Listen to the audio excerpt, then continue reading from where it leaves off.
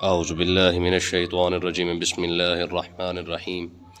سیقول الذین اشرکوا لو شاء اللہ ما اشرکنا ولا آباؤنا ولا حرمنا من شیء کذالک کذب الذین من قبلہم حتی ذاقوا باسنا قل هل عندکم من علم فتخرجوه لنا ان تتبعون الا الظن وان انتم الا تخرصون۔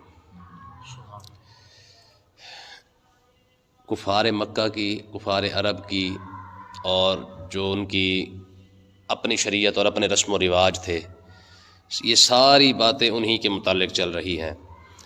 تو اس کا مطلب یہ ہے کہ دیکھیں، کم سے کم میرے خیال ہے 10-15 آیتیں آ چکی ہیں۔ تو اس سے مسئلہ ایک سمجھ میں آتا ہے کہ کسی چیز کو حرام اپنی طرف سے کر دینا یہ کوئی چھوٹی موٹی بات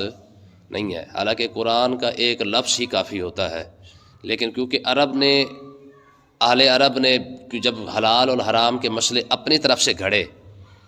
اور اپنی طرف سے چیزوں کو حلال کیا اور حرام کیا، تو ان پر کتنی آیتیں جو ہے وہ اللہ تبارک و تعالی نے نازل فرما دی ہیں۔ تو اس کا مطلب یہ ہے کہ جو شخص ہر وقت حرام کے یا حلال کے فتوے دیتا رہتا ہے، وہ ذرا غور کرے ان آیتوں پر۔ یہ تمام وہ آیتیں ہیں جس میں اللہ تبارک و تعالی نے ان کی اس کاریگری کو، اور یہ جو انہوں نے اپنے بنا رکھے تھے، اپنے فتوے تھے، اپنی رسمیں تھیں، اپنا سارا کچھ تھا، اور انہی فتووں کو، انہی رسموں کو انہوں نے دین بنا رکھا تھا۔ تو اللہ تبارک و تعالی نے آگے بھی وہی بات ارشاد فرمایا سیقول الذین اشرکوا، ان قریب یہ لوگ کہیں گے، کون؟ جنہوں نے، یہ عرب والے جنہوں نے حرام اور حلال کیا ہے، کہتے جی اشرکوا لو شاء اللہ، فرمایا کہ اگر اللہ چاہتا تو ہم شرک نہ کرتے۔ جنہوں نے شرک کیا ہے، سیقول الذین، ان قریب ایسے لوگ کہیں گے، اشرکوا جنہوں نے شرک کیا، لو شاء اللہ، اگر اللہ چاہتا تو ما اشرکنا، ہم شرک نہ کرتے، ولا آباؤنا، نہ ہی ہمارے باپ دادا شرک کرتے، ولا حرمنا من شیء، اور نہ ہی ہم کسی چیز کو حرام قرار دیتے۔ تو اب دیکھیں، اب وہ اپنی بے بسی کو قیامت کے دن یہ دکھانے کی کوشش کریں گے کہ مالک ہم نے اپنی طرف سے نہیں کیا ہے، تو نے ہمیں ہدایت ہی نہیں دی ہے، تو ہم یہاں پہ کیا کرتے؟ تو نے ہمارے باپ دادا کو جب ہدایت نہیں دی تو پھر ہم کیا کرتے؟ اب وہ سارا کا سارا قصور اپنا نہیں مانیں گے، بلکہ وہ بھی یوں سمجھے تقدیر پر ڈال دیں گے کہ مالک ہمارے نصیب میں تو انہیں لکھا نہیں تھا، تو ہم کیسے شرک نہ کرتے۔ آج یہی بہانہ سارے کے سارے جو ہے وہ لوگ بناتے ہیں، کہتے جی جب تقدیر میں لکھ دیا گیا ہے تو پھر ہم اس میں کیا کر سکتے ہیں۔ تو اللہ تبارک و تعالی نے یہ سارے ان کا جواب دیا ہے۔ فرمایا کہ کذالک کذب الذین من قبلہم، فرمایا کہ محبوب ان سے پہلے والے لوگوں نے بھی ایسے ہی جھوٹ بولا تھا، حتی ذاقوا باسنا، حتیٰ کہ ہمارا جو عذاب ہے پھر انہوں نے چکھ لیا۔ مقصد کہنے کا یہ ہے کہ اگر یہ سارا مسئلہ تقدیر پر ڈال دیا جائے کہ جی تقدیر میں لکھا تھا تو انہوں نے شرک کیا، تقدیر میں لکھا تھا تو انہوں نے جناب اعلیٰ حرام کیا، تو اللہ تبارک و تعالیٰ نے، یاد رکھیں تقدیر کیا ہے، اللہ تعالیٰ نے اچھا اور برا راستہ دونوں دکھا دیے ہیں، اور ساتھ ہی انسان کو عقل بھی عطا فرما دی ہے۔ اب جب عقل مل گئی ہے تو اب کوئی شخص یہ نہیں کہہ سکتا جی جو وہ کر رہا ہے اسی طریقے سے ہو رہا ہے، بلکہ نہ، فرمایا کہ ہم نے عقل دے کر تجھے سارا کچھ تیرے سامنے واضح کر دیا ہے۔ اگر انسان یہ سمجھے جی جو تقدیر میں لکھا ہے وہی ہوتا ہے، تقدیر میں صرف وہ لکھا ہوتا ہے جو انسان کرنے والا ہوتا ہے، یہ یاد رکھیں، کیونکہ اللہ تعالیٰ کے علم میں ہے کہ کس نے کیا کرنا ہے۔ تو جو کچھ انسان نے کرنا تھا اسی چیز کو اللہ تبارک و تعالیٰ نے پہلے لکھ دیا ہے۔ بات سمجھ آ گئی؟ یعنی یہ نہیں ہے کہ تقدیر پہلے لکھی گئی ہے تو اب اس کے مطابق انسان کر رہا ہے، نہیں، جو انسان نے کرنا تھا اسی کو پہلے لکھ دیا گیا ہے۔ تو اللہ تبارک و تعالیٰ نے انسان کو عقل بھی دے دی ہے، برا اور اچھا راستہ دکھا کر، انبیاء کو بھیج کر، نبیوں کو بھیج کر، کتابوں کو بھیج کر برا راستہ اور اچھا راستے کی تمیز، فرق جو ہے وہ دکھا دیا ہے۔ اب اگر کوئی شخص برے راستے پر چل رہا ہے، غلط راستے پر چل رہا ہے، تو اپنی عقل کی وجہ سے چلو، اسے پتہ تو ہے نا کہ میں گناہ کر رہا ہوں۔ چور کو نہیں پتا کہ میں چوری کر رہا ہوں، یہ غلط ہے۔ شرابی کو نہیں پتا کہ میں شراب پی رہا ہوں، یہ غلط ہے۔ تو اس کا مطلب یہ ہے کہ اس کا دل، آقا علیہ الصلوۃ والسلام نے ارشاد فرمایا کہ تمہارے اندر ایک مفتی بیٹھا ہوا ہے، ٹھیک ہے، تمہارے اندر ایک مفتی ہے، فرمایا جب تم اس سے سوال پوچھو گے تمہیں ہر سوال کا جواب دے گا، ٹھیک ہے جی۔ وہ مفتی کون ہے؟ وہ دل ہے۔ آقا علیہ الصلوۃ والسلام نے ارشاد فرمایا، صحابہ نے پوچھا یا رسول اللہ ہمیں کیسے پتہ چلے گا کہ یہ کام گناہ ہے کہ نہیں؟ تو آقا علیہ الصلوۃ والسلام نے بڑا کمال کا نسخہ عطا فرمایا. حضور نے ارشاد فرمایا جس کو کرتے ہوئے تمہیں کھٹکا لگنا شروع ہو جائے نا، سمجھ لو کہ گناہ ہے. یعنی اگر تمہیں لگتا ہے نا کہ یعنی جب بندہ کام کر رہا اور کرتے ہوئے ادھر ادھر بھی دیکھ رہا ہو کہ یار کوئی مجھے دیکھ نہ لے، تو سمجھ لے کہ کچھ نہ کچھ غلط کر رہا ہے. تو آقا علیہ الصلوۃ والسلام نے یہ ارشاد فرمایا کہ اگر تمہارے کرتے ہوئے کوئی کام کرتے وقت تمہارا دل جو ہے وہ گواہی دے کہ نہیں یار یہ غلط ہو رہا ہے، تو سمجھ لو کہ یہ گناہ ہے، یہ ثواب کا کام نہیں ہے. تو اللہ تبارک و تعالیٰ نے ارشاد فرمایا کہ جب کافروں کے پاس، اہل عرب کے پاس، مشرکوں کے پاس کوئی دلیل نہیں ہوگی نا، آخری بات وہ یہی کریں گے کہ پروردگار تو چاہتا تو ہم شرک ہی نہ کرتے، تو چاہتا تو ہم جناب اللہ کوئی چیز حرام ہی نہ کرتے. تو اللہ تعالیٰ نے ارشاد فرمایا کہ جب وہ یہ باتیں کریں گے نا، کذالک کذب الذین من قبلہم حتی ذاقوا باسنا، فرمایا یہ پہلے لوگ نہیں جو یہ باتیں کر رہے ہیں، بلکہ ان سے پہلے جتنے بھی لوگ آئے ہیں، جب ان پر ہمارا عذاب آیا نا تو آخری بات انہوں نے یہی کی ہے کہ پروردگار ہم تو نہیں کرنا چاہتے تھے، ہماری تو تقدیر میں لکھا تھا، تو نے چاہا تو ہمارے ساتھ ہو گیا. فرمایا یہ جیسے یہ جھوٹ بول رہے پہلے لوگوں نے بھی ایسے ہی جھوٹ بولا ہے. تو آگے اللہ تعالیٰ نے ارشاد فرمایا قل هل عندکم من علم فتخرجوه لنا، فرمایا یہ جو تم نے حرام حلال کیا تمہارے پاس کوئی دلیل بھی ہے اس بات کی؟ بھی اونٹ جو تم نے حرام کیا تھا، گائے تم نے حرام کی تھی، بھیڑ بکری تم نے حرام کی تھی کہ اس کو فلانا کھا سکتا اور فلانا نہیں کھا سکتا. فرمایا قل هل عندکم من علم، تمہارے پاس کوئی علم تھا اس بات کا؟ فتخرجوا لنا، اگر تمہارے پاس کوئی علم ہے تو پھر ہمارے سامنے وہ علم لے آؤ، ہمیں بھی پتہ چلے نا کہ حرام اور حلال تو رب نے کرنا تھا، یہ کس دلیل کے تحت تم نے حرام اور حلال کیا ہے. تو اس کا آپ اندازہ لگائیں کتنی آیتیں گزر چکی ہیں یہ حرام اور حلال کا مسئلہ چل رہا ہے. ٹھیک ہے. تو اللہ تعالیٰ نے ارشاد فرمایا ان تتبعون الا الظن، یہ لوگ یعنی عرب والے جو کافر ہیں یا مشرک ہیں، فرمایا یہ لوگ صرف اپنے رسم و رواج کے پیچھے چل رہے ہیں، اپنے خیالات کے پیچھے چل رہے ہیں. جیسے کسی نے رسم شروع کی، وہ جب ناپکی ہوتی نسلوں تک چلتی آئی، اب اسی چیز کو، اسی رسم کو ہم نے دین بنا لیا، اور یہی کچھ کفار عرب نے کیا تھا. تو کہنے کا مقصد یہ یاد رکھیں، آقا علیہ الصلوۃ والسلام نے ارشاد فرمایا کہ گناہ اور ثواب کا یہ کمال ہے کہ اگر آپ نے کوئی کام شروع کر دیا ہے، کام اچھا تھا، جب تک وہ اچھا کام ہوتا رہے گا پہلے والے کو ثواب، یعنی جس نے شروع کیا ہے اس کو ثواب ملتا رہے گا. اور اس نے گناہ کی ابتدا کی ہے، ٹھیک ہے جی، جس نے گناہ کا کام شروع کیا ہے، فلم بنانی شروع کیا، جب تک فلم چلتی رہے گی اس کو گناہ ملتا رہے گا، جب تک ڈرامہ چلتا رہے گا اس کو گناہ ملتا رہے گا، جب تک آپ کا گانا جناب والا شیئر ہوتا رہے گا تو سمجھ لیں کہ گناہ آپ کے کھاتے میں ڈالا جا رہا ہے. تو ہمارے کیونکہ آج کل سوشل میڈیا کا دور ہے، تو یاد رکھیں ہم جو چیز بھیج رہے ہیں وہ آگے جب تک بھیجی جائے گی، اچھی ہے تو ثواب ملتا رہے گا، اگر بری ہے تو گناہ ملتا رہے گا. تو اللہ تعالیٰ نے ارشاد فرمایا ان تتبعون الا الظن، میں عرب والوں کے پاس کوئی علم نہیں ہے، صرف اور صرف کچھ خیالات ہیں، کچھ رسمیں ہیں. ان تتبعون الا الظن وان انتم الا تخرصون، اور یہ تم صرف اور صرف اندازے ہی لگا رہے ہو کہ فلانی چیز حرام ہے اور فلانی چیز حلال ہے، وگرنہ تمہارے پاس کوئی علم والی بات نہیں ہے. آگے دیکھیں جی، اللہ تعالیٰ نے ارشاد فرمایا کہ دلیل کس کے پاس ہے. فرمایا کل محبوب آپ فرما دے فللہ الحجۃ البالغہ، فرمایا کہ کامل دلیل ہے تو صرف اللہ کے پاس ہی ہے. دیکھیں نا جی، انسان کو کس طریقے سے اللہ تعالیٰ نے سمجھایا ہے، پوری دنیا سامنے پڑی ہے، بندہ اس میں غور کر کے دیکھ لے، حتیٰ کہ یار بندے کا اپنا جسم ہی اس کے سامنے موجود ہے دلیل کے طور پر. میں اگر تو پوری دنیا نہیں دیکھ سکتا، خالی اپنے جسم کو ہی دیکھ لے، کس نے بنایا ہے، یہ بناوٹ کس نے کی ہے، یہ بازو کس نے دی ہے، یہ آنکھیں کس نے دی ہیں، یہ کان کس نے دی ہیں. ہم آنکھوں سے جو دیکھ رہے ہیں اس کے اندر کون سی بیٹری لگی ہوئی ہے،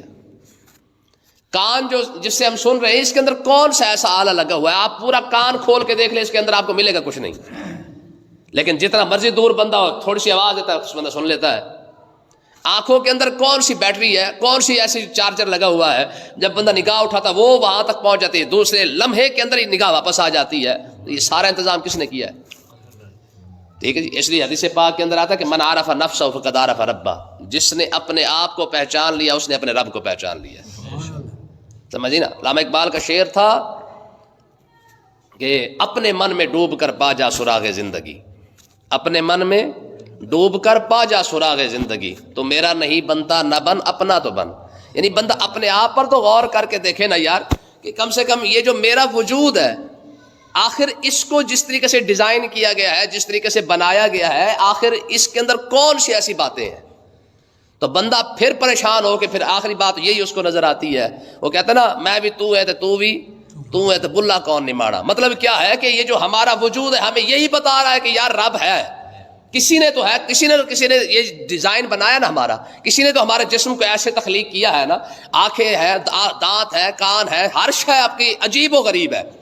ایک جسم کے حصے کو آپ ختم کر دے، کوئی روئے زمین کا کوئی مائی کا لال، جتنے مرضی ڈاکٹر کٹھے ہو جائے، سائنسدان کٹھے ہو جائے، ویسا نہیں بنا سکتے جیسا رب نے بنایا ہے۔ بازو ٹوٹ جائے، بازو ٹوٹنے کے بعد بازو ویسے نہیں لگ سکتا جیسے رب نے بنایا ہے، ٹھیک ہے جی۔ بینائی ختم ہو گئی ہے، بینائی ختم ہونے کے بعد آپ اینک لگا لیں، آپ اس کے اندر ڈراپ شراپ پا لیں، آپ اس کے اندر جناب اللہ کوئی نہ کوئی کر لیں، حساب کتاب لگا لیں، لیکن جو آنکھ رب نے بنا دی ہے ویسی نہیں بن سکتی ہے۔ تو بندے کا اپنا وجود ہی بتاتا ہے کہ یار رب ہے جس نے یہ سارا کچھ بنایا ہے۔ تو اللہ تعالیٰ نے ارشاد فرمایا قل فللہ الحجۃ البالغہ، اے محبوب آپ ان کو فرمائے کامل دلیلیں تو رب کے پاس ہے، اس نے تمہیں دے دی ہیں، کتابیں دے دی، نبی دے دیے اور سمجھانے والے بھیج دیے، ہر ایک چیز سے تمہیں دلیل دی ہے، تو پھر اس کے باوجود بھی تم اپنی من مانی کرتے پھر رسم و رواج کے پیچھے چلے رہو اور اسلام کی طرف نہ آؤ، تو پھر سمجھ لو کہ جہنم تو تم نے خود ہی اپنے لیے اکٹھی کی ہے نا۔ تو اللہ نے ارشاد فرمایا فلو شاء لہداکم اجمعین، اگر اللہ چاہتا تو سب کو ہدایت دے دیتا، اللہ چاہتا تو۔ لیکن یہ سوال پہلے بھی ہم نے اٹھایا تھا، یاد رکھیں، جب تورات اللہ تعالیٰ نے نازل فرمائی نا، تورات کے نازل ہونے کے بعد پہلے تو کیونکہ ساری بنی اسرائیل قوم نے کہا جی آپ کتاب لائیں ہم اس پر عمل کریں گے۔ جب تورات نازل ہوئی نا، اور تورات نازل ہونے کے بعد یہودیوں نے جب تورات کو پڑھا بھی یہ بھی نہیں کرنا، یہ بھی نہیں کرنا، یہ بھی نہیں کرنا، انہوں نے کبھی ساڑھے وارے نہیں کھاندی، جس طرح آج کا مسلمان ہے اس کو قرآن وارے نہیں کھاتا۔ ہاں پڑھنے تک بس ٹھیک ہے، یعنی اس کو آپ پڑھیں، پڑھنے کے بعد بند کریں اور بند کرنے کے بعد اس کو آپ رکھ دیں، بس یہاں تک وارے کھاتا ہے، اس کے علاوہ جو اصل مقصد تھا قرآن کا وہ مسلمان کے وارے نہیں کھاتا ہے۔ تو یہودیوں نے جب تورات کو پڑھا نا، تورات کو پڑھنے کے بعد انہوں نے کہا یار اس کا کیا کریں ہم، یہ کیسے ہم سارا کچھ چھوڑ دیں، ہم تو ٹھگی کرتے ہیں، بےایمانی کرتے ہیں، چوری کرتے ہیں، ڈکیٹی کرتے ہیں، یہ سارا کچھ کیسے چھوڑ دیں، تورات کے اندر تو یہ سب کچھ لکھا ہوا ہے۔ جب انہوں نے چٹا جواب دیا، انہوں نے کہا جناب والا ہم سے بھی تورات پر عمل نہیں ہوتا، تو اللہ تعالیٰ نے ارشاد فرمایا وَإِذْ أَخَذْنَا مِيثَاقَكُمْ وَرَفَعْنَا فَوْقَكُمُ الطُّورَ خُذُوا مَا آتَيْنَاكُمْ بِقُوَّةٍ، ٹھیک ہے نا جی۔ فرمایا وَرَفَعْنَا فَوْقَكُمُ الطُّورَ، ہم نے طور پہاڑ اٹھا کے نا پوری بنی اسرائیل قوم کے اوپر کھڑا کر دیا۔ فرمایا مانتے ہو کہ نہیں؟ یہ یاد رکھیں، یہ حدیث ہے، حضرت جبریل علیہ السلام نے طور پہاڑ اٹھا کے نا بنی اسرائیل کے اوپر کر دیا تھا۔ فرمایا کہ یا تو تم عمل کرو گے، اس کو تورات کو مانو گے، اس پر عمل کرو گے، نہیں تو پہاڑ کے نیچے دے کے سارے ہی پیس کے رکھ دیں گے۔ اب سب کو ماننا پڑا، سب کو عمل کرنا پڑا۔ تو مجھے آپ بتائیں یار تورات پر عمل کروانے کے لیے پہاڑ اوپر رکھا جا سکتا ہے، تو قرآن تو پھر بھی قرآن ہے، یہ تو ان سب سے بڑی کتاب ہے، ٹھیک ہے نا۔ تو اس پر عمل کروانے کے لیے کیوں ایسا کام کیوں نہیں کیا گیا، زبردستی کیوں نہیں کی گئی ہے؟ میں نہیں، تمہارے ساتھ زبردستی نہیں ہے، تمہیں عقل دے دی گئی ہے، تمہیں دکھا دیا گیا ہے، قرآن نے سب کچھ بتا دیا ہے، اچھا راستہ یہ ہے اور برا راستہ یہ ہے، اگر قرآن پر عمل کرو گے تو بچ جاؤ گے، نہیں کرو گے تو اپنی آخرت خود خراب کرو گے، تو تمہیں پتہ لگ جائے گا۔ تو کہنے کا مقصد یہ کہ اگر اللہ تعالیٰ چاہتا تو سب کو ہدایت دے دیتا، لیکن اللہ تعالیٰ نے عقل عطا فرما دی ہے۔ جب عقل دے دی ہے تو اللہ تعالیٰ نے ارشاد فرمایا اب تمہارے ذمہ ہے، ہم نے دونوں راستے دکھا دیے ہیں۔ آگے دیکھیں، اب پہلے بات کی تھی دلیل کی، بے دلیل لاؤ، اب اللہ تعالیٰ نے ارشاد فرمایا آگے، فرمایا کوئی گواہ ہے تو چلو وہ ہی لے آؤ خالی، یعنی اللہ تعالیٰ نے جو چیزیں حرام کی ہیں، جو تم چیزیں حرام کیے پھرتے ہو، اگر اللہ تعالیٰ نے اس کو تم سمجھتے ہو کہ یہ رب نے حرام کیا ہے، چلو کوئی گواہی خالی لے آؤ، اس پر اللہ تعالیٰ نے ارشاد فرمایا قل اے محبوب آپ ان کو فرما دے، چلو تمہارے پاس دلیل نہیں ہے نا، حلم شہداکم الذین یشہدون ان اللہ حرم ھذا، فرمایا تم وہ گواہ لے آؤ جو یہ گواہی دے دے کہ اللہ تعالیٰ نے اس کو حرام کیا ہے۔ یہ جو ہم نے اونٹ حرام کیا ہے، بکری کی ہے، گائے کی ہے، یہ جو کچھ ہم حرام کیے پھرتے ہیں نا، اس پر یہ گواہ موجود ہے، واقعی رب نے کچھ حرام کیا ہے۔ میں چلو کوئی بات نہیں، آپ دلیل نہیں لا سکتے تو کوئی گواہی لے آئے۔ تو عرب والے کہاں سے اب لاتے جناب، رب کے سامنے کون سا گواہ آ سکتا ہے، ٹھیک ہے۔ تو اللہ تعالیٰ نے ارشاد فرمایا کہ اب عام بندے کو ارشاد فرمایا کہ فَإِن شَاهِدُوا، میں پہلی بات تو یہ ہے کہ عرب والے گواہ بھی نہیں لا سکتے کہ وہ یہ آ کے کہہ دے کہ جی اونٹ حرام کیا رب نے، میں گواہی دیتا ہوں میں رب کے سامنے کھڑا تھا تو رب نے میرے سامنے حرام کیا تھا، یا گائے میرے سامنے رب نے حرام کی ہے، ٹھیک ہے، یا میرے پاس کوئی فرمان آیا ہے، فرمایا گواہ بھی ان کے پاس نہیں ہے، لیکن فَإِن شَاهِدُوا، اگر یہ کوئی گواہ لے بھی آئے رب کے سامنے کہ ہاں جی واقعی تو نے حرام کیا ہے، تو میں پہلی بات تو یہ ہے کہ گواہ لا نہیں سکتے، ممکن ہی نہیں ہے۔ ہاں دوسری بات یہ ہے کہ اگر گواہ کوئی لے بھی آئے بن ہی نہیں سکتا، وہ تو ممکن ہی نہیں ہے، لیکن کیونکہ شیطان دماغ میں ڈالتا نا بات دل کے اندر انسان کو ورغلانے کے لیے، بعض آپ کو عرب کی نا تاریخ ہے، جب آقا علیہ السلام تشریف نہیں لائے تھے نا تو کچھ جنات بتوں کے اندر گھس جاتے اور کلام کرتے، اور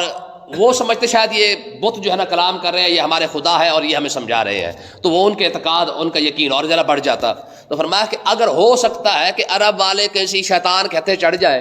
اور کوئی شیطان ہی آ کے کہہ دے جی ہاں جی ہم نے رب کے سامنے جو ہے ہمارے جو ہے وہ رب نے یہ سارا کچھ حرام کیا تھا، تو اللہ تعالیٰ نے ارشاد فرمایا فلا تشہد معہم، میں سننے والوں تم ان کی بات کا یقین نہ کر لینا، جو حرام صرف وہ ہوگا جو میرا رسول کرے گا، عرب کے کہنے پر حرام کو نہ ماننا، کسی کے کہنے پر حرام نہیں ماننا، صرف اور صرف یہ دیکھنا کہ حرام اللہ اور اللہ کے رسول نے کیا ہے تو وہ حرام ہوگا۔ اگر کوئی اور شخص کہہ رہا ہے کہ جی فلانی چیز حرام ہے، فلانی چیز حرام ہے، فلانی حرام ہے، تو میں ان کا کہنا نہ ماننا۔ تو اس سے مسئلہ بھی سمجھ آ گیا کہ اب کوئی بھی شخص فتویٰ لگاتا پھر جی فلانی چیز حرام ہے اور فلانی چیز حرام ہے، پر میں اس کی بات نہیں مانی جائے گی، بلکہ صرف اور صرف ان سے یہ کہا جائے گا میاں حرام ہے تو اللہ اور اللہ کے رسول کا فرمان دکھا۔ اگر اللہ اور اللہ کے رسول نے کسی چیز کو حرام کیا ہے تو ہم ماننے کے لیے تیار ہے، اگر اللہ اور اللہ کے رسول نے حرام نہیں کیا تو پھر تمہارے پاس کوئی دلیل نہیں ہے۔ اللہ تعالیٰ نے ارشاد فرمایا کہ ان کی باتوں میں نہ آ جانا کہ یہ کہے جی حرام ہے تو تم حرام ماننا شروع کر دو۔ لا تتبع اہواء الذین کذبوا بآیاتنا، میں ان لوگوں کے پیچھے نہ چلنا جنہوں نے ہماری آیتوں کو جھٹلایا ہے۔